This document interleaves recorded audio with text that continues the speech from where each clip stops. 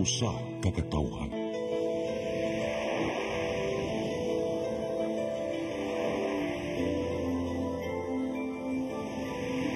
Cebu Catholic Television Network.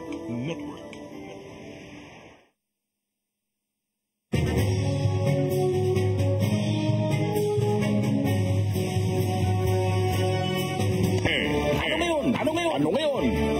Mga nagpapanahong issue, bubusisiin. Dito lang sa Ano Ngayon? Kasama ang bagong paborito niyong tandem, Niño Bonito at Chonke Benz.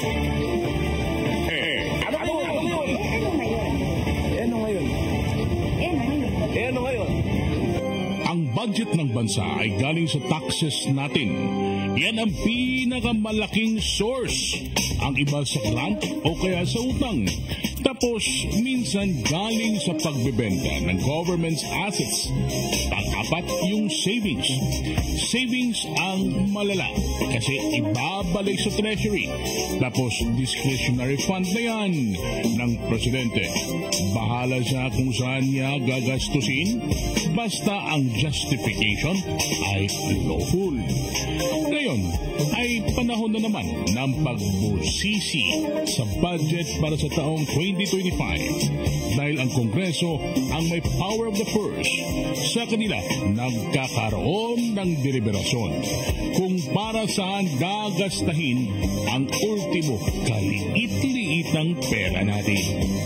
Dito lumilitaw ang mga motibo ng masasamang loob sa pagtatanggol ng budget. Talaga bang para sila sa bayan o para sa bayan? Idol mo nito. Ano yun? Para sa bayan o para sa bayan? You're so lalim, men, ha? Sige. Panoorin na lang natin to para maintindihan ng taong bayan kung anong ibig sabihin. Tapos silang husga. Silang husga. Sige. Yun. Meaning of savings is now different. Today, it now refers to balances of any released appropriations which have not been obligated as a result of any of the following: A, completion, final discontinuance, abandonment of a program, or B, implementation of measures resulting in improved systems and efficiencies, etc. So today, in other words, hindi na siya kinocompute for all. Yun na ngayon ang practice ng DBM. Madam Speaker, parang di naman po nagbabago yung definition ng overall savings. Yung savings naman talaga, is as you said, yun ang definition ng savings natin. At kaya nire-reflect yun, kasi ito yung mga hindi nagagamit, like you said. And then nire-report kasi yun and it's being transferred to other agencies. Ang sa akin, I'm looking for a tutorial. They have to report it to us, just like before. Idol Bonito, ikaw at ako, galing tayo sa gobyerno di ba?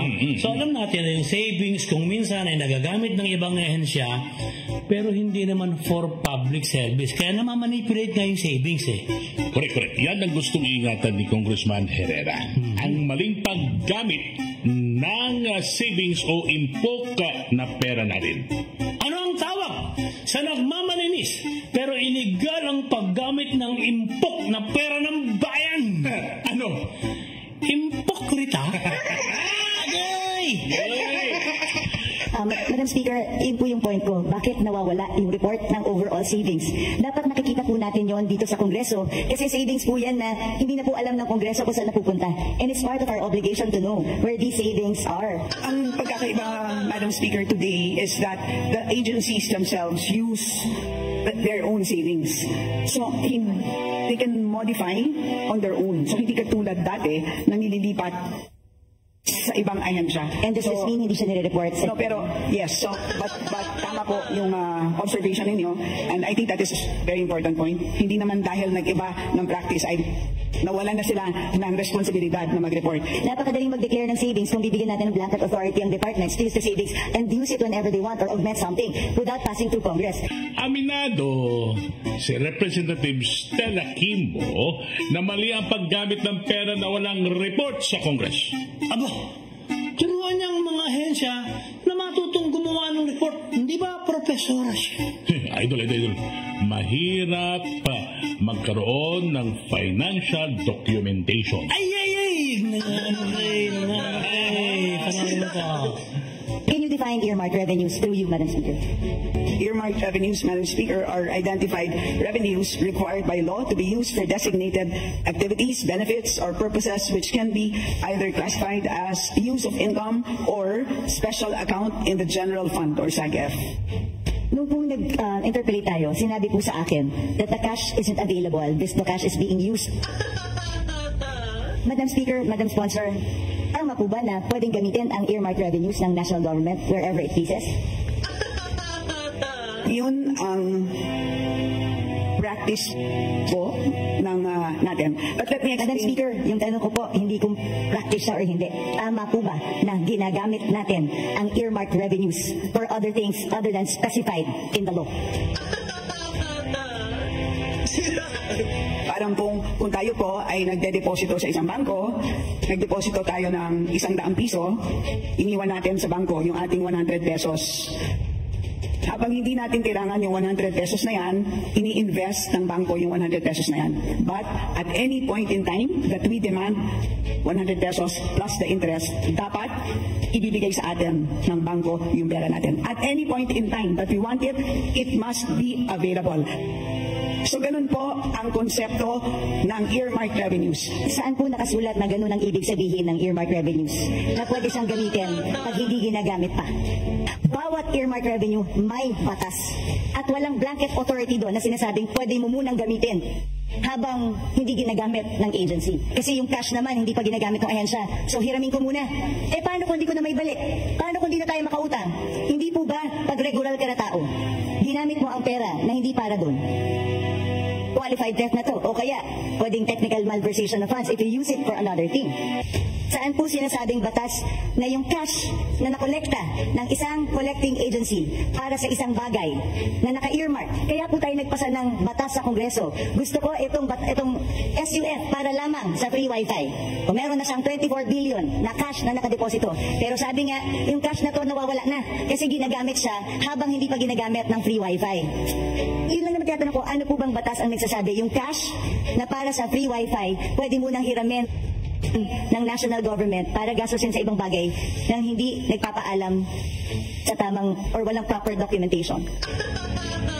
Madam Speaker, una sa lahat, napag-usapan na natin ito at maliwanag naman na at any point in time na kailangan na ng DICT ng additional funds para sa free wifi, they may request. Madam Speaker. Maliwanag po yun.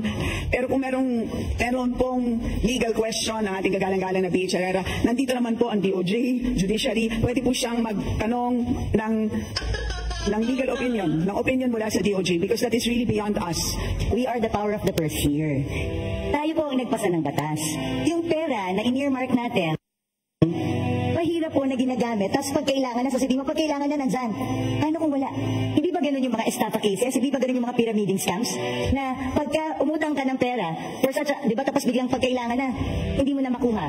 Pwede mo i-demanda yung taong yun. Ang sinasabi mo kasi, at any given time, ang defense mo is at any given time, pwedeng hingin ng free wifi yung budget. Paano kung walang pera ang gobyerno?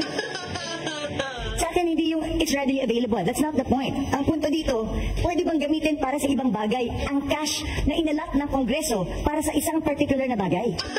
Ayun, tatlong ulit na tinanong ni Representative Herrera kung tama po ba na gamitin ang perang laan sa isang ahensya dahil hindi pa nila ito ginagamit? 3 beses din siyang sinagot. Anong sagot? Puro palusot. Una, yun daw ang practice. Pero barado siya kasi wala sa batas ang practice. Ano ang tawag sa savings na kinukupitan? Shaving. Ikalawang palusot. Ginamit niya ang example ng bank deposit. Doon siya namilipit. Agay! Matalino kasi si Berna Herrera. Sa bangko nga naman, may kontrata ang mga nagdideposito at ang bangko may karapatang gamitin yung nakadepositong pera. Pero sa batas na ginawa nila, walang nakasaad na pwedeng pakialaman ng pera. Ano ang tawag sa nauubos na deposit? Ano? Deficit. Ibahin mo na, serious tayo eh. Ikatlo, nadula si Representative Kimbo. Sabi niya, Pinag-usapan na natin ito. Basta kung kailangan daw ng DICT ay isusuli nilang pera. Ganun daw ang sistema nila. Kaso, ayaw ni Tita Berna ng sabuatan kahit nag-usap-usap na sila. Kaya ang tanong niya, paano kung walang pera ang gobyerno para magsoli ng pinakikialamang budget ng iba? Di na nga. Ang earmark revenues na yan, dahil maliwanag po, mas maliwanag pa sa alas 8 ng umaga, ang balanse nila ay demandable po yan. Madam Speaker, hindi nga po maliwanag sa tilik ng araw yung balanse. Alam mo yun. Hindi maliwanag kung magkano ang balanse ng mga earmark revenues dahil natatraffic sa Bureau of Treasury. Because nagagamit ang pera tapos naghihintay ngayon ng balancing or reconciliation. Madam Speaker, this is not a legal question. It is also a management of cash question. Dahil at the end of the day, nangungutang nga tayo dahil kulang yung pera natin eh. So paano kung biglang may magandang programa ang isang departamento? Can we assure them that there's cash? So bigla tayong mangutang, in-earmark natin ito sa bawat use niya. Kasi gusto nating i-make sure that the money is there at lagi siyang pwedeng gamitin. Tandaan natin, if yung humihiram ng pera ang may control kung anong ibibigay niya, then magdadamot ako ngayon sa pagbibigay kasi ginagamit ko eh. So they have the control eh. As of June 30, 728.785 billion pesos. So malaking amount of funds. Isipin na lang po natin kung lahat po ito ay binagsak natin ngayon, lahat sa mga ahensya, sa totoo lang po, mabibilaugan silang lahat. Hindi nila kayang ma-absorb lahat ito. Madam Speaker, cash management does not mean gagastusin mo yung pera pag hindi ginagamit. I never said na i-flood natin ang agencies. I'm just simply saying you cannot use the money that's particularly earmarked for a certain project. That's sinaad natin sa batas. Pero again, tama po ba na ginagamit natin yung pera na sinet aside ng isang batas na hindi pwedeng gamitin? Malinaw po ang batas. Idol, inuulit pa niya. Tama ba na gamitin ng gobyerno ang pera na inilaan para sa isang ahensya porket nakadeposito sa treasury? Di ba, Profesor si Kimbo? Ba't hindi siya makasagot ng diretso? Kasi hindi nag-ready ng lesson plan. Yan ang tawag sa profesor na walang lesson plan. Ano? Professor. Sorry. Ibahin mo na. Serious tayo eh. Napakahusay po ng ating mga empleyado sa ating treasury. Complete po yan. So lahat po ng mga dinadagdag po dyan, lahat ng binabawas, lahat po ng mga dinadagdag po dyan, lahat ng binabawas, lahat po ng mga dinadagdag po dyan, lahat ng binabawas, intact po ang balances. Nagkaka-issue lang po because we have a ceiling at every point in time. Today, ang hinaharap natin na ceiling is 6.352 trillion pesos. Can you imagine? Kung pinasok po natin itong 728 billion, mauubos yung 6.3 ng 728 billion ng in-earmark ng Kongreso. So paano po yung mga programa na gustong ipatupad ng ating national government? So, alam nyo yung dahilan kung bakit kailangan ng pera ng gobyerno. Ang tawag po dyan, fiscal mismanagement. Responsibilidad nyo po yan. Ayan, nagalit tuloy si Manang Cielo sa mga responsable. Sa pag-sponsor ni Representative Kimbo sa budget ng DICT, naiakyat ni Tita Berna sa level ng national stage yung debate. Napapanahon kasi talamak ang korupsyon dyan sa the house that represents the thieves. Ibahin mo na. Serious tayo Ano ba ang pinagalingan ng one-fund concept, Madam Speaker, Madam Sponsor? Please enlighten the body, Madam Speaker. Presidential decree pa yon during the time of President Marcos. Na lahat ng dormant accounts, yung mga off-budget accounts, yung mga lying around funds, yun ang pinagsama-sama. Wala po doon nakasulat any mention of earmark revenues. At since 1977 pa po yung presidential decree na yun. Hindi pa po na-amend or napalitan ng panibago. Ang sa akin naman, gusto ko lang ilagay sa tama. Pwede naman natin lagyan sa special provision kung talagang gustong gamitin itong pondo na to.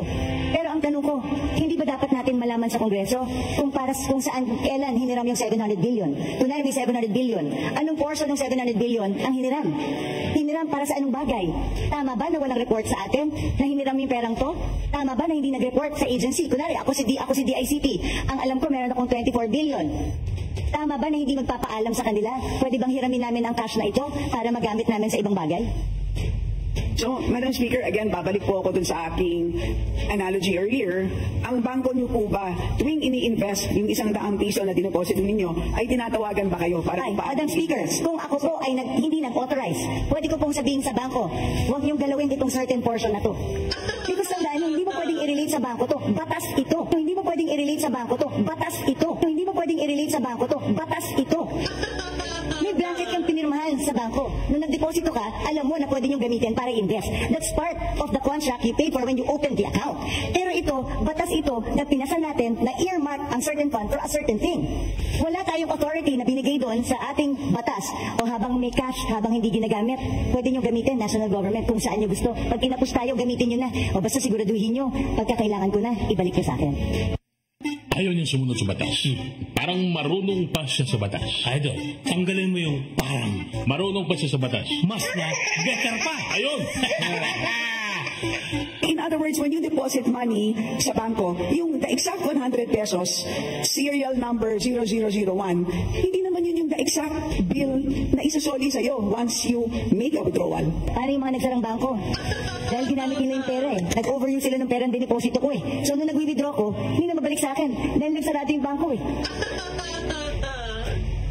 Like I said, Madam Speaker, again, I believe in the one fund concept, pero mag-amenda tayo ng batas, isaayos natin. Let's amend the presidential decree or magpasa tayo ng batas dito sa Kongreso if we really want to allow that. Yun lang po yung aking palaging sinasabi. Kasi right now, mag-report sila sa atin sa Kongreso kung saan nila ginamit at kailan nila hiniram yung pera.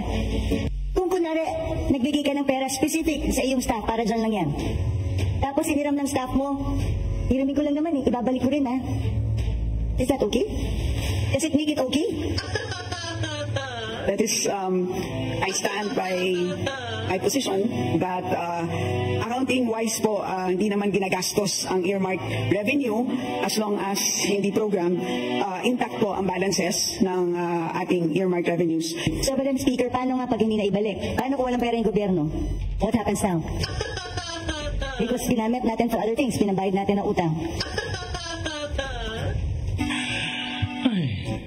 Hindi na siya nakasagot. Ano yan?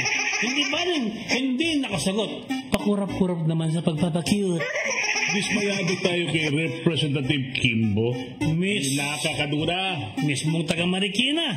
Duda, nagkalat na raw ang letter Q sa kanilang public places. Simbahan, transport, palengke, etc. Q! Baka tatakbong mayora. Ha? Pag nagwagi siya, siya ang magiging ina ng Marikina. Ay doon siya bang nagkakalat ng letter Q sa Marikina? Ewan, tanong niyo sa Q ng ina niyo. Yun ang ina niyo ang sasagot. Budget sa savings sa iba gagamitin. Kaya si Bernadine toda sa debate hindi mapakibu. Si Vice Chairman Kimbo sa palusot lalo siyang nabaldo. Kalat na sa Marikina ang letter Q nila. Kaya nagtatanong mga taga-roon, oy ano na Q ng ina nila, Q ng ina, Q ng ina nila. Eh ano ngayon? Ngayon, Ibahin mo na, serious tayo eh. Ano ngayon? Ano ngayon? Ano ngayon? Ano ngayon?